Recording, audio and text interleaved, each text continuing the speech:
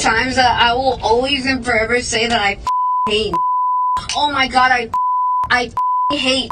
Like, I hate y'all. Like, por gracias de Dios, I had my wallet next to me, like my whole purse, and those like that literal small ass decided not to steal my wallet. Oh my god, I was around my heel and like, what the out of that ass. But like, whatever, right? Some other but no homo or nothing. Y'all don't know how good it felt to say like out loud, like goddamn, like oh my god, I felt like I was back in the Marine Corps. Like I kid you not, I don't know what the came over me. I grabbed that by the neck and I was like, come here, you. And oh my god, like I felt like the world just stopped. Like it was just peace. Like I don't know. And then he was just like even I in my head I was like, damn, pasaste, because I called him a dog. Like imagine. I lost $50,000 because I didn't buy a domain name. I'm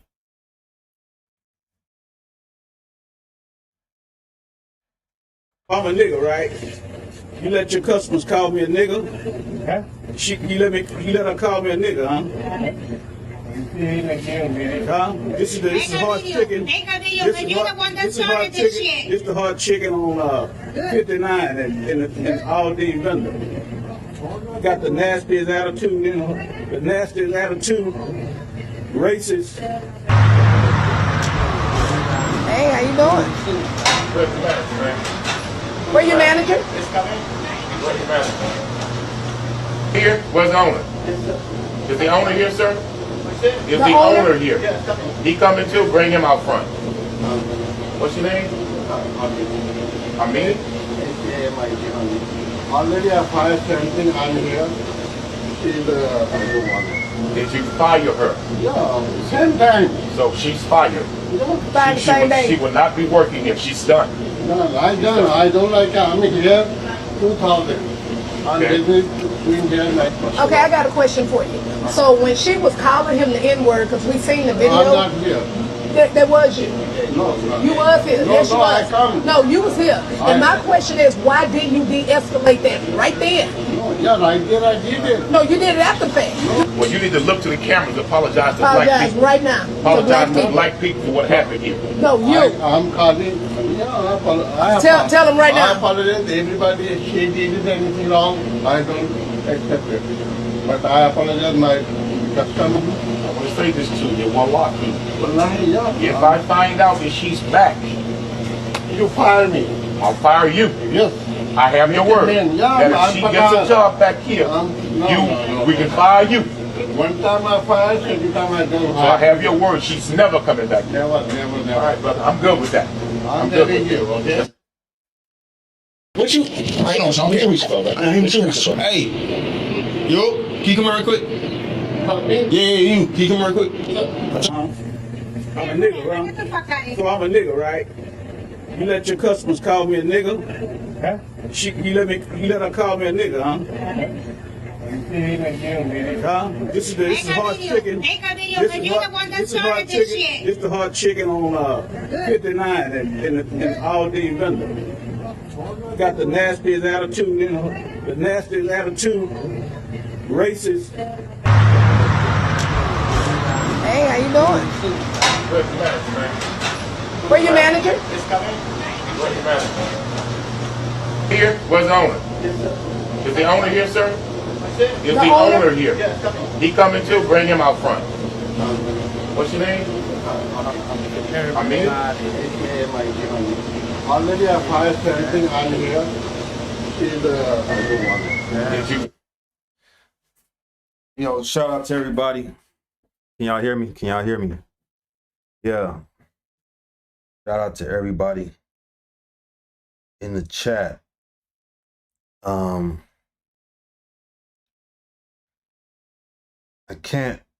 trying to figure out, trying to situate some things with my cam. It seems like for some reason, whenever I sign up, when I sign on, there's a problem with, yeah, there's a problem. Something happens. It's like I sign on, but I can't see my chat. So if y'all are hitting me up in the chat, I can't see y'all. I'm working on it. I'm working on getting that together, but I'm gonna get it together, y'all. And then I'm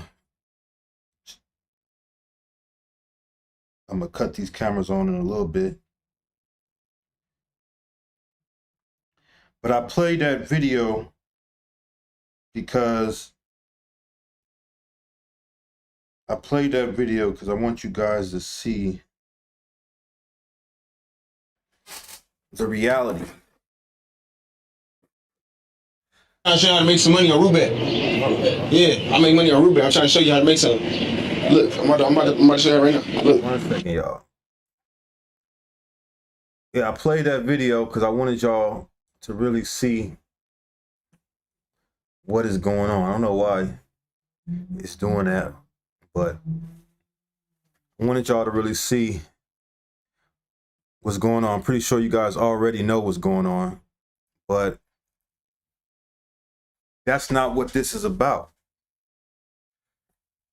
Yes, we've been hearing about all these situations that's been happening as of recently in regards to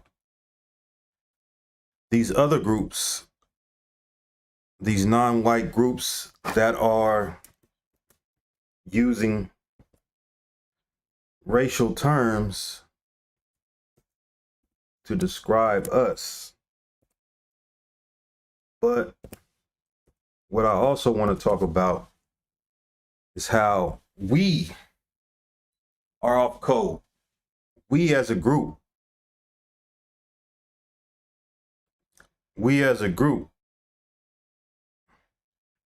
are off code.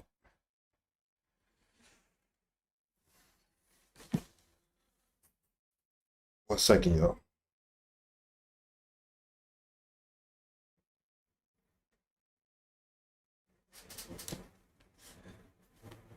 Now I can see y'all. I can see y'all. We can work this out. We can work this out, y'all. We gonna get it right. Let's see. Okay. Yeah, when you're using these StreamYards, man, you know, it's a learning curve. You know, I'm trying to get it right. I will get it right. It is a learning curve.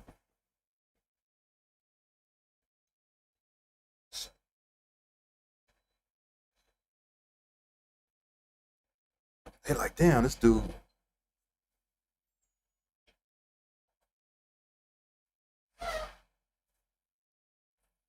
Like, damn, this dude. And pardon me, I'm at work. I'm trying to while I'm doing this, I am on the job, y'all. I'm on the job while I'm doing this live. Let's see, can I see y'all? I can't see.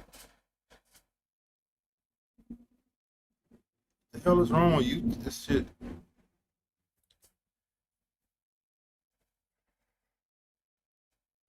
Okay. Yeah, booby at.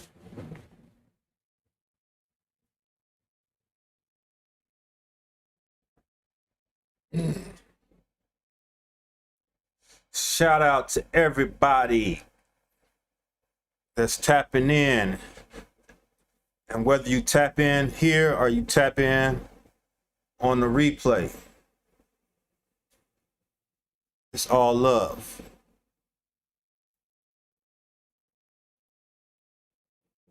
It's all love, y'all. You know what I'm saying? Let's see. Docs, chat.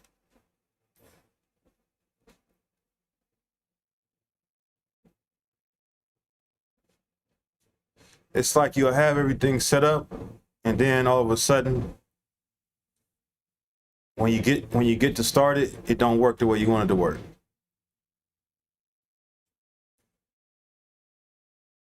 And that's literally what's happening right now. Like, I'm trying to get it the way I want it, but you know,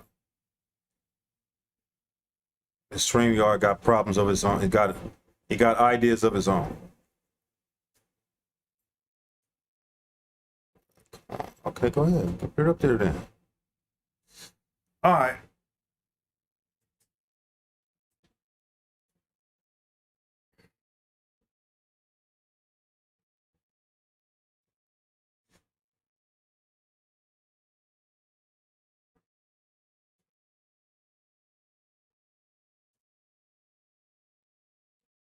Shout out to everybody. But let's look. Here we go. Y'all about to see me right now.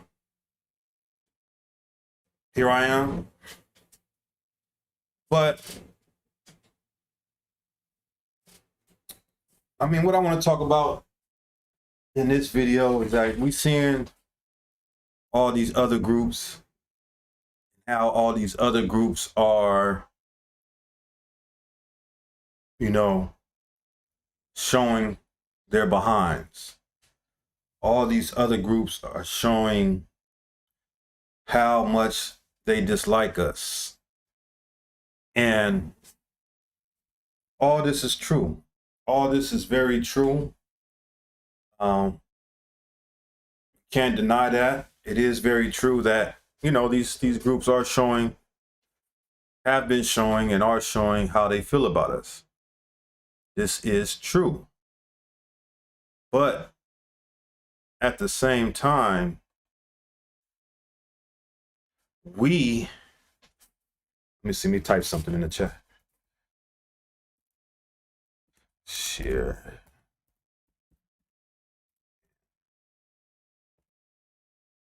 Subscribe.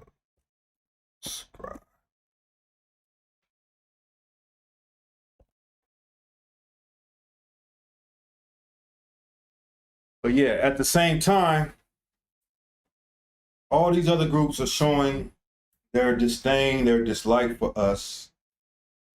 And this is very true. But at the same time, what I've been seeing, especially out here in Southern California, is how much we are off code. We, as Black Americans, as foundational Black Americans, we are off code, especially here where I'm currently at in Southern California. What do I mean by that?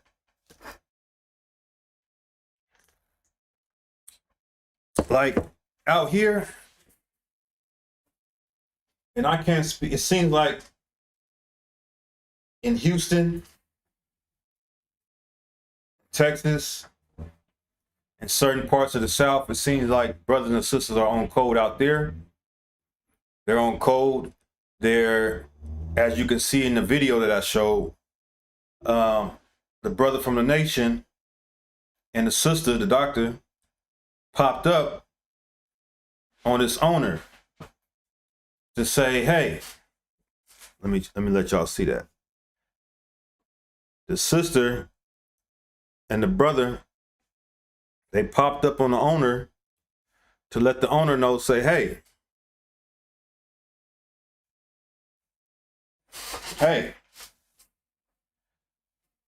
you guys need to get rid of this individual who was making those racist remarks. Y'all got to get rid of her. And if y'all don't get rid of her, well, you know, we ain't going nowhere. We're going to stay here until you guys get rid of this woman that was making those racist remarks. And us, that was the same group and more that showed up and showed out in terms of the Ashley situation. So there's no debate that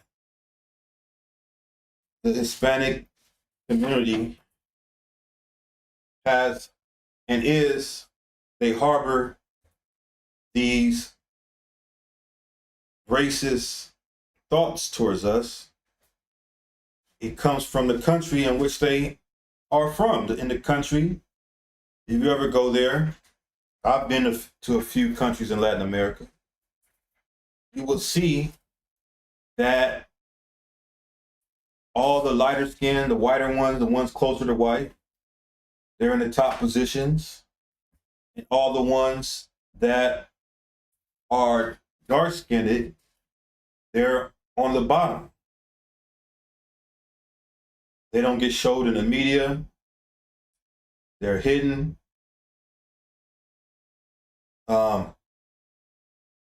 People have been talking about how, I think just in 2016, the Mexican government just now acknowledged the African descended Black Mexicans out there.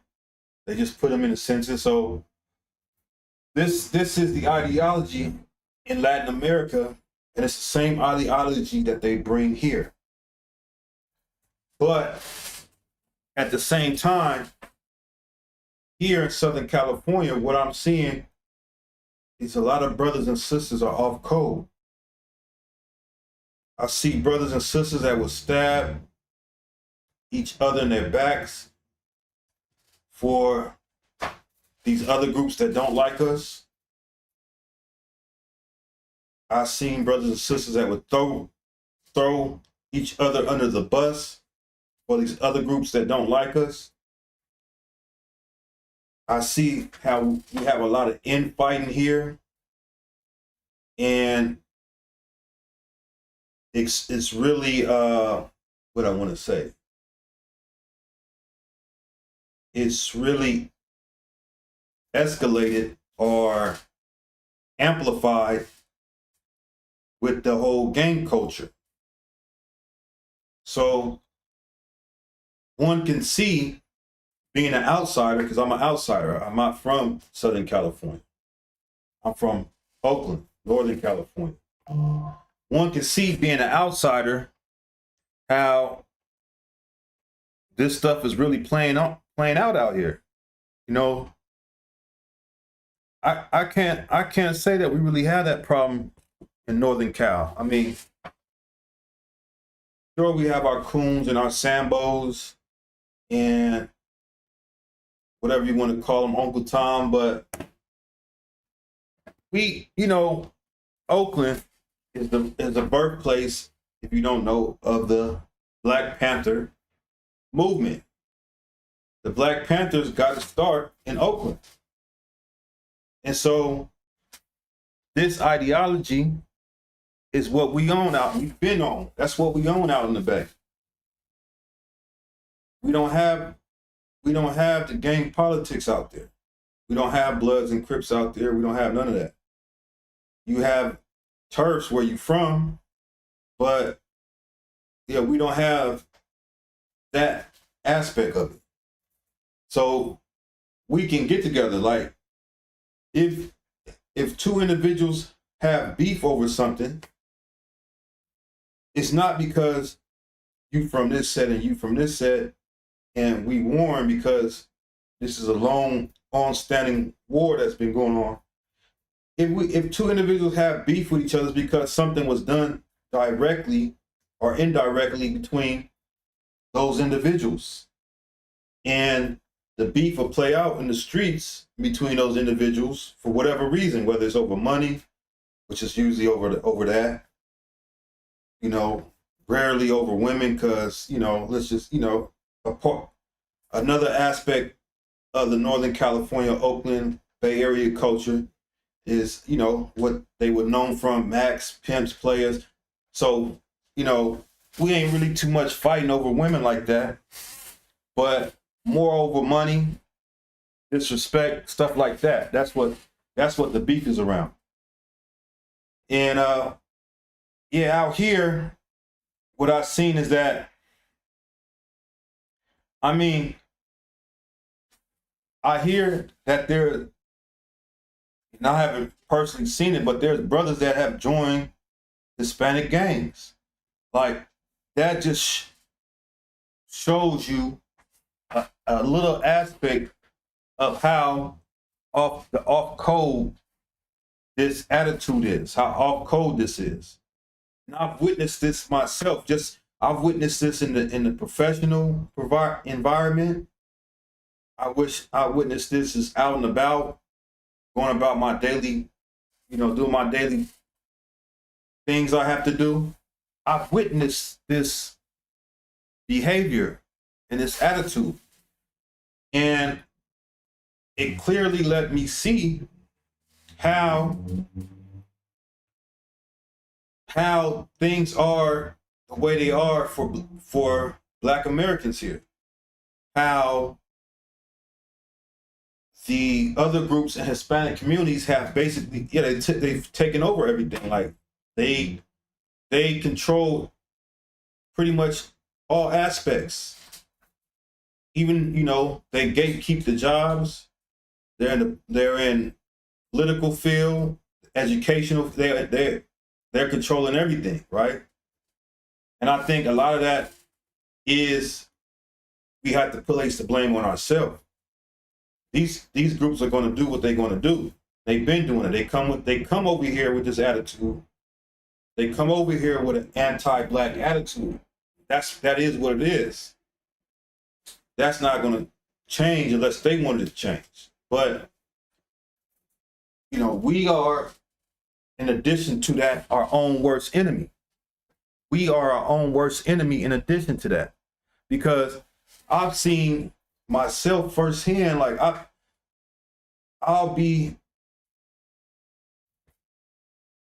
let's say I start a new job or whatever, right? I've seen situations where I start a new job or start a new role and there'll just be one Black person there.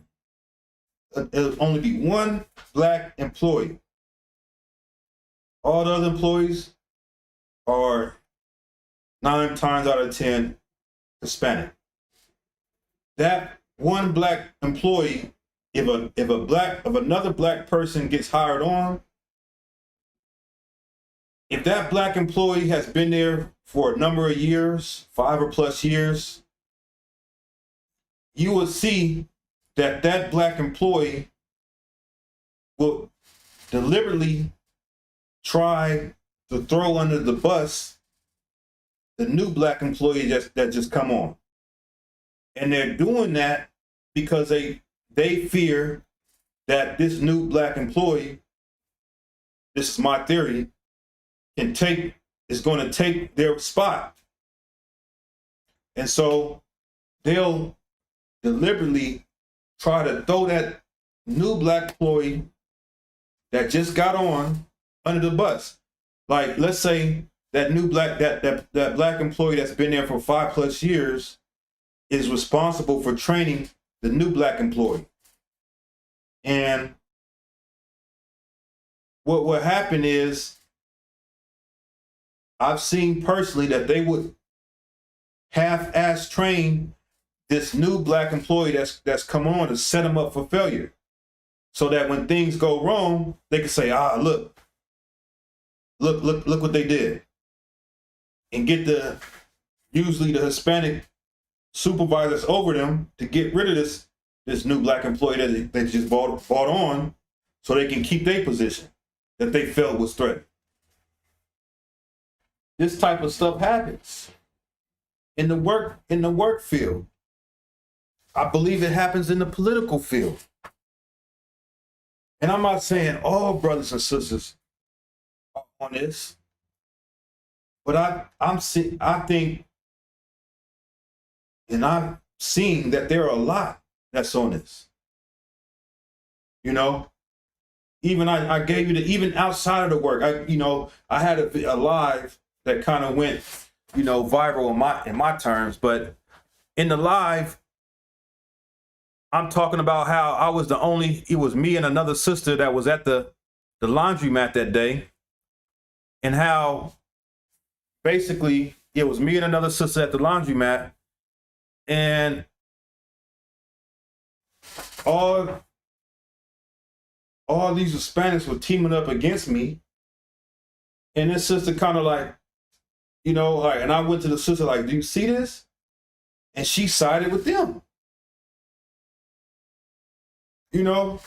So I don't know about other areas, and I'm seeing in Houston with everything that's been going on with, these prejudiced and racist Hispanics have been being called out. Our brothers and sisters out there, they standing on business. I don't know if that's happening out here. I mean, I don't know, because I'm hearing some incidents where, I think there was like I haven't did my research on it, but I heard it was an instance where a little black girl was being bullied. She was the only one there, and I think she was being called racist slurs. But that happened out here. That's out here in Southern Cal. But I ain't heard them pulling up like they've been pulling up here in Houston or other spots, right? So this leads me to believe, that energy ain't really out here, and are out here like it needs to be, like it should be. I'm not saying that they, ain't brothers and sisters that are on code out here, but I'm not seeing enough. And the fact that I'm not seeing enough, it kind of shows to me and explains to me the reason why things have gotten the way they've gotten out here, and how we are where we at. I'm gonna play a video. Let me get this video fired up from y'all. But I'm gonna play a video that's going to elaborate on it if you guys haven't seen it. Well, I'm gonna play a video that's gonna elaborate on this. 1 second. We in here, y'all. Oh, come on, man. Why y'all doing that? Why y'all messing with the brother?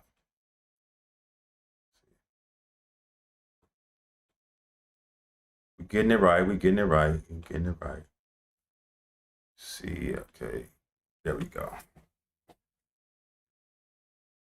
Let me play this video so y'all can see more so what I'm talking about. Shout out to everybody. Shout out to everybody that's watching live, or if you ain't, I know I ain't got, it's not showing that I got many numbers on here, but you either watching live or you're gonna watch on a replay. Make sure you guys like, and make sure you guys subscribe. You dig? Because I'm going to play a short video for y'all. Imagine being able to build an app with your name on. Oh, that's my thinking about it. Mean base 44. Skip the ads. Skip the ads, man. Skip the ads. 1990s. Lowriders are cruising down Crenshaw. Let y'all see that. DJ Quick is on the radio. Snoop Dogg reps Long Beach like it's sacred ground. In Mac 10, everyone knew Inglewood was his. This wasn't just rap culture. It was a mirror of real life. Compton, Inglewood, Watts, South Central. They weren't just zip codes. They were black hubs of culture, power, and survival. Fair use, YouTube, fair use. Of the Great Migration. Families that had escaped the terror Gotta of the say Jim that. Crow Fair use, South fair use. from places like Louisiana and Texas relocated west in search of something better. They came to Oakland, Los Angeles, Richmond, Long Beach, and they built. Today, Scope News presents the story California doesn't want to tell, the quiet erasure of its Black legacy. This isn't about nostalgia. This is about what happens when a people are used to build cities, shape culture, and then get pushed out in silence. In LA, Black people found work in shipyards, airplane plants, and the railroads. In Oakland, they helped run the ports, fix the engines, and raise the city's cultural pulse. West Oakland had Southern Baptist churches that echoed with Texas choirs. East Oakland smelled like gumbo and smoked ribs. People brought their traditions with them, and Black California began to rise. Like Lady Esther's Soul Food Restaurant that used to be located on East 14th Street and 53rd Avenue that opened in 1968. A native of Louisiana, Esther Clay founded this restaurant which served East Oakland for decades. Locals said that the food was some of the best soul food that they had ever had. Inglewood, Crenshaw, and Compton were extensions of the South, but with palm trees and promise. But now, walk into those same neighborhoods and something feels off. Roscoe's Chicken and Waffles, once a place built for and by Black folks, is now run by a Mexican woman who is also the COO. Most of the staff cooking the food aren't Black. That's not just a staffing change, it's a symbol. Because when the ownership, the narrative, and the profit leaves the hands of the people who created it, that's not cultural growth. That's cultural displacement. Compton is now nearly 70% Latino. Inglewood is majority Latino too. Long Beach has seen its Black population steadily fall. And the cultural anchors, the barbershops, churches, food spots, bookstores, have been replaced, relocated, or erased. It's not just Latino growth. Asians now make up a massive and growing demographic in Southern California. Places like Monterey Park, Cerritos, Diamond Bar, and entire areas of the San Gabriel Valley have become cultural powerhouses, complete with political influence, real estate ownership, and elite education systems. And still, no one asks, how did these newer communities get the support to thrive, while foundational Black communities were left to rot? We can't ignore immigration either. Since the 1980s, California has received a constant wave of both legal and undocumented immigrants from Mexico and Central America. Many ended up in Black neighborhoods, not by accident, but because those were the communities starved of investment and ripe for resettlement. Landlords saw new tenants, politicians saw new voters, developers saw profit, and Black families, especially those who owned homes and businesses, found themselves boxed in, priced out, or pushed out. Jobs were disappearing, schools were failing, and rent? It was climbing faster than wages. Real estate developers swept through with buyout offers. Then came the gentrification, trendy cafes, construction zones, shiny new stadiums, and rental prices that left no room for the original community. SoFi Stadium in Inglewood is a perfect example, a billion-dollar attraction built on the bones of a Black neighborhood. Now let's talk about who's leading the city, and whether they're truly representing the people who built it. Karen Bass made headlines as the first African-American woman to lead a state legislative body in the U.S. and is now the mayor of Los Angeles. But in 2018, she posted a picture of her grandfather, Salvador, describing him as a dreamer before the term existed. He came from Mexico, fought in World War II, received full GI Bill benefits, and built a business. It's a proud story, but you rarely see it in her campaign speeches or public branding. Bass doesn't often highlight her Latino roots in political forums. Instead, she centers herself squarely in the Black community, presenting as a foundational Black leader from South LA, and that raises hard questions. If her Mexican heritage is real and personal, why isn't it more present when she campaigns?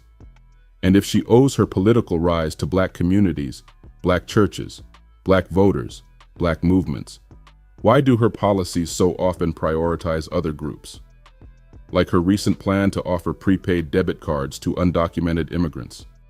All while Black homelessness in LA is at crisis levels. Who exactly is being served here? It's the same pattern.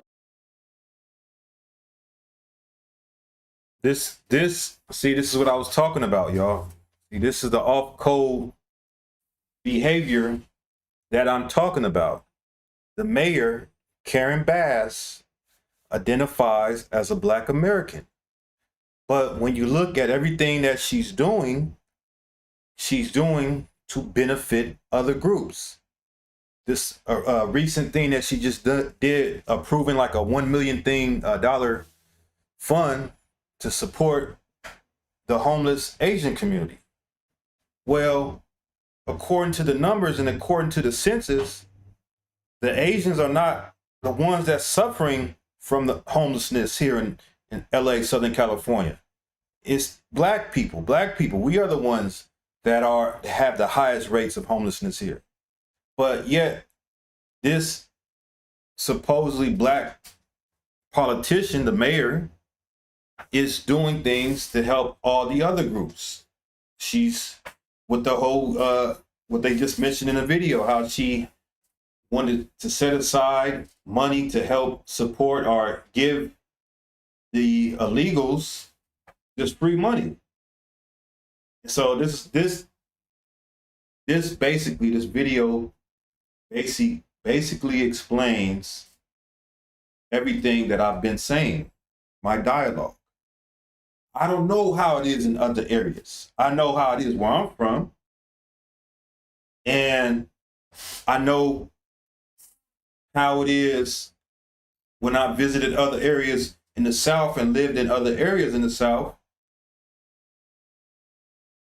Here, I see that more, and Black people are off code. Don't get me wrong, when I lived in Atlanta, Black people, you had off code Black people out there, but it's more of a situation where if you're not in the in crowd or whatever crowd, if you don't belong to this certain group of Black individuals, it may be hard for you to advance there. So they're not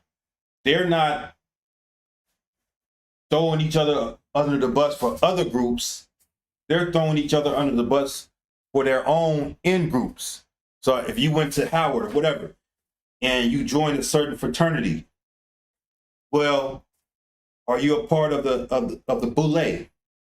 They are looking out. If you're in that group, they're going to look out for people that's in that group. And if you're a Black individual that's not in that group, they're not going to look out for you. And that's the situation out there. They're not doing that for other groups. Now, it could be because other groups don't have the numbers out there like they have out here. But since these other groups, in particular the Hispanic community, has the numbers out here in Southern California, when Black individuals get in positions of power, they're going to make sure to basically undermine their own people, that the group that supports them, to appease to the group that has the numbers, that's dominant. And that's exactly what we're seeing here, out here, in this video with the mayor, Karen Bass, who I don't have the research, but I'm pretty sure the reason why she's in the position she's in, because she's received a lot of support and a lot of votes for the Black community that's out here in Southern California. So let's continue, y'all.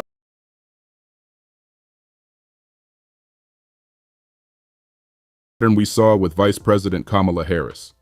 Born to a Jamaican father and an Indian mother, Harris is not descended from U.S. chattel slavery. But during her presidential run, she embraced Black American culture, dancing with HBCU bands, quoting civil rights leaders, and calling herself part of the African American struggle. And yet, once elected, she focused on immigration, Asian hate crime legislation, and international relations. While foundational Black communities continued to wait for even basic acknowledgement, let alone reparations or reinvestment. This is what many now call identity extraction, the political borrowing of Black identity, struggle, and symbolism to win votes and build brand recognition. Newer terms that may fit are ones like grifter or tether. But once power is secured, the loyalty of the Black voter is left unrewarded. The policy promises go silent, and the focus shifts to everyone but the people who made the victory possible. Meanwhile, Black California is disappearing. South Central has been renamed. South LA schools are now majority Spanish-speaking. The culture, gentrified. The history, ignored. The elders, displaced. That's real, y'all, man. I'll be riding around, I'll be riding around and I'll be riding around LA and I remember I was riding down the street, I'll be doing, my deliveries on the side. I'm in the gig economy, so I do that on the side. But I remember I'm riding down the street. I can't remember, but I was heading towards the West Hollywood, Beverly Hills area. And around this same time, a school was just letting out. It was a school letting out. This is going towards, it's not East LA. It's not East LA. It's not any other, it's going towards West Hollywood and Beverly Hills, like 2 miles outside of West Hollywood and Beverly Hills. Kind of by, if you from out here, it's kind of by like a little bit close to where them tar pits are. What else is in I guess that's Wilshire, whatever. But anyway, what I'm trying to say is I'm driving down the street and I see a high school letting out. And that high school, and I'm seeing all the students, man, I'm telling you, it looked like I was in it looked like this high school was in Latin America. All the students, all the individuals that were getting out of that class, they were all Latino. I didn't see not one black person in students. And this is not, you might say, oh, well, that's because it's the area. But this, I don't know. Like, I can understand East LA and other areas, but this is going towards West Hollywood, going, in that area where the Academy Museum is and stuff like that. Yeah, all the students, man. You would think that if you just looking at that you were in Latin America. Literally not one student was a black American or even a black person. So yeah, it's what he's saying in this video is true. Let's continue. Let's continue. Crenshaw is full of construction signs. West Oakland looks like a tech campus. And the kids of the Great Migration, the sons and daughters of Louisiana and Texas, are gone. Even Roscoe's, once the meeting place for legends, feels different now. It's still serving chicken and waffles, but the soul behind it, the people, the music, the stories, is fading fast. Remember Boys and the Hood? John Singleton made that film to capture the reality of South LA. It was raw, it was painful, it was real. That world is almost gone now. You can walk those same streets today and not recognize a single building. And Mac 10? Even he would probably struggle to find his old neighborhood. From 2000 to 2020, over 100,000 black residents left Los Angeles County. Some went to the Inland Empire. Some left the state. Others just disappeared into poverty, displacement, or silence. This isn't migration, it's removal. Quiet, unspoken, strategic removal. The question isn't just where did they go? The real question is, who will be next? Scope News tells the truth. And here are the facts. U.S. Census Bureau data confirms the sharp decline in black residents across Los Angeles, Compton, Inglewood, Long Beach, Oakland, and San Francisco. The Urban Displacement Project, Pew Research Center, and UCLA Luskin School of Public Affairs have extensively documented demographic shifts, immigration patterns, and the effects of housing policies on black Californians. Karen Bass's Facebook post about her Mexican grandfather is public record. The GI Bill disparity for black WE2's veterans is backed by the Department of Veterans Affairs and major civil rights history texts. Reporting on Roscoe's Chicken and Waffles confirms management changes and demographic shifts. Kamala Harris's heritage and policy focus are supported by public campaign footage and federal legislation tracking.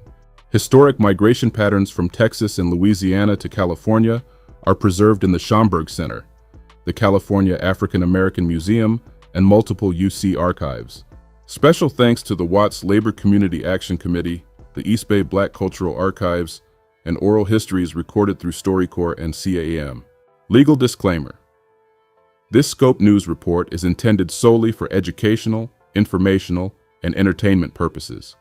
It is based on verified public records, historical research, and journalistic analysis protected under fair use. Viewer discretion is advised, as topics may include sensitive content related to race, displacement, and political accountability. This report is not intended to incite harm or discrimination toward any individual or group. Scope News aims to reflect history accurately and responsibly, while acknowledging the limitations of public data, archival access, and evolving interpretations. All names, dates, policies, and examples are true to the best of our editorial ability at the time of publication.